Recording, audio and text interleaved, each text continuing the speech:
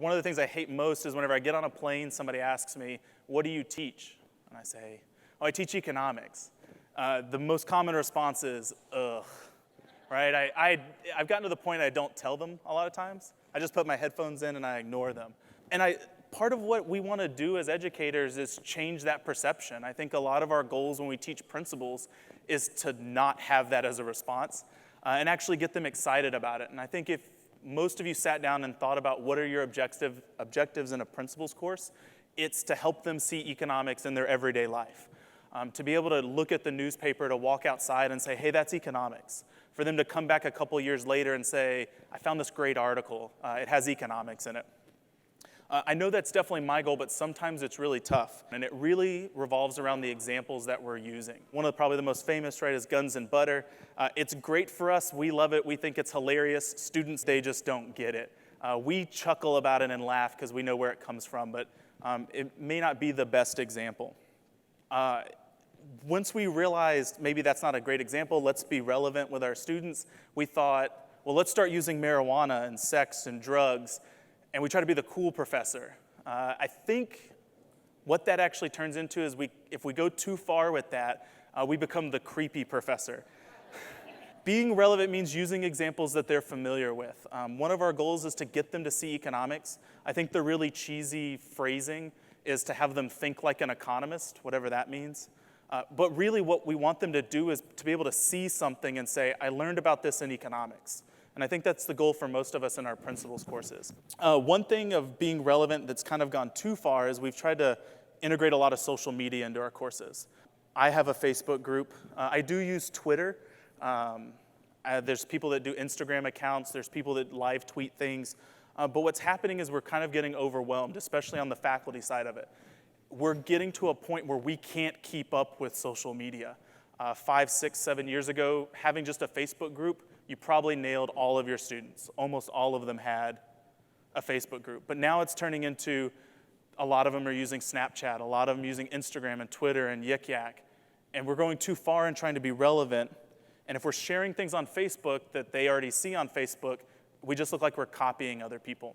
Some of the things that we probably do use when we teach, but I think a lot of times we use Wall Street Journal, NPR, test banks to come up with our questions. Those are great resources, but to our students, they get a little freaked out. If you ask them to read a Wall Street Journal article, I would think that the majority of our freshmen would probably be a little uncomfortable. NPR is great. Again, sometimes it makes people uncomfortable. They're not familiar with that news source. We're probably using these and we're not using enough of other sources to find information. Definitely do not stop using these. That's not what I'm advocating. All I'm advocating is let's try to find some additional resources that we can use. So one of my favorite and one that I use very actively, so if you want to follow me, you can. It's Wootenomics, is Twitter. So Twitter is actually a great networking tool, especially when it comes to economics educators. So we typically use, a group of us use the hashtag TeachEcon, and we tend to share with each other back and forth different news articles. And we say, hey, I found this great article on teaching demand. Hey, here's a great article on complements and substitutes. Students are not using the TeachEcon hashtag, not yet, unless you're forcing them to. So I mentioned satirical sites. So Dr. Hammermesh was on The Daily Show talking about his beauty research. And I actually use that in my labor econ class. It has some great economics in it. John Oliver in his new HBO show talks about the gender wage gap, or sites like The Onion kind of satire and talk about American workers outsourcing their jobs overseas. Students recognize that these are not fully so The Onion is fully satirical, but the other ones kind of have this weird mix with them. Students are comfortable with these. They've watched these videos, they've seen them, and they've seen these personalities before, so it helps kind of tie things together with what they know and then what we're trying to push towards them in terms of the economics. I also like using data analytics sites, and I'm going to show you something in a second that a student sent me, which was probably the perfect email that you want to get. But these have been cropping up or popping up over the past couple years. Things like the Upshot 538 have a lot of really pretty graphics and some great economists working at their sites. So this came out a couple days ago, and it looked at Uber, pickup rides between Ubers and taxis in New York City based on the income of a particular neighborhood. And so one of the things we talk about in class is whether things are normal goods or inferior goods. And so you always give a lot of cheesy examples of normal goods being things like clothes and food, and inferior goods or fast food.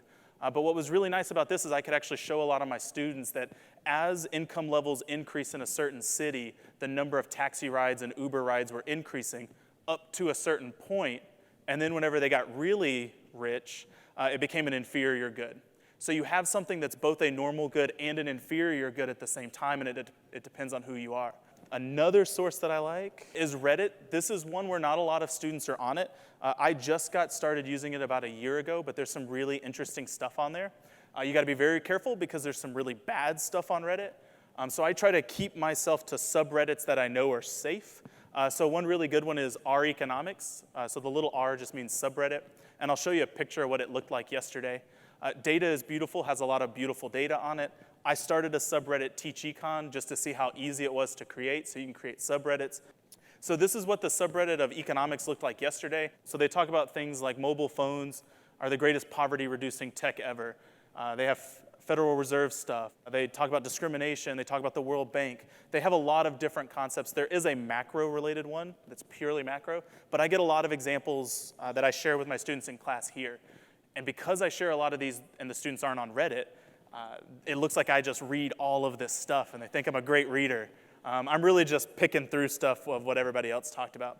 Very active participation, 115 comments, 206, so you can get in there and dig around. A lot of these people have econ degrees, masters in econ, some of them have PhDs in econ, so they provide some really good context, and they typically will forward you to other articles as well.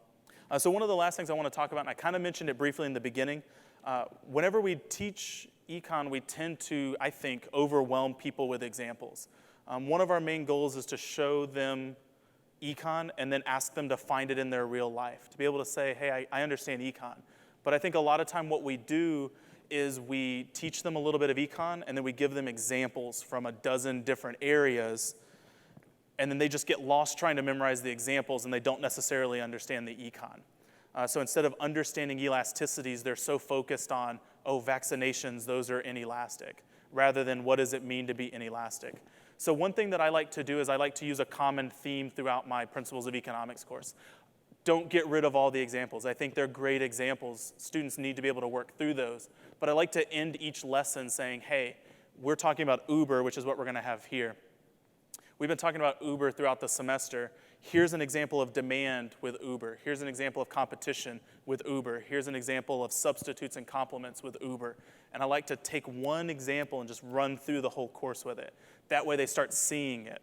You start teaching them the econ, you use a lot of different examples, and then they can see the examples out of these. Sometimes they're really great because I can use examples from my own life. My fiance and I were sitting beside each other. We were trying to get an Uber ride, and it was surging. When she pulled up her phone, she had a 1.4 times surge. I had a 2.0 times surge. And even the pricing structure below it is different. The only difference between me and her was I have an Android phone and she has an iPhone. So we had two different phones, and they were essentially price discriminating us right as we sat right beside each other. It was the weirdest experience because a lot of people don't get to experience price discrimination. They get to see it. Oh, there's a kid's meal, there's a senior discount. And you could talk about arbitrage and why this may not fit our normal definition of price discrimination. As this pulled up, it's very clear that we're going to go with her charge because we were driving a long distance. And the pricing structure is different. So you can kind of talk about different things using Uber again in the price discrimination chapter. Dr. Hammermesh talked a lot about the production side being one of the difficult sides.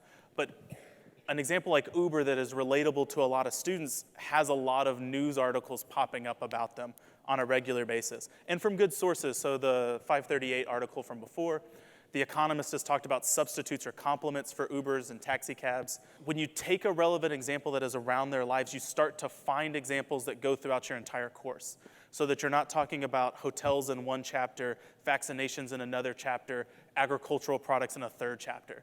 You can use one source the entire way through. I get these all from Reddit. The majority of these come from Reddit, or people share them with me.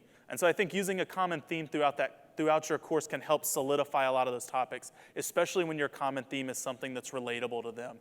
Uber is one of those growing businesses that young students are kind of gravitating towards. the goal is really to be as efficient as possible. How do you get great content with the least amount of effort possible? My answer is Reddit, but I'm sure other people have different ideas. So thank you.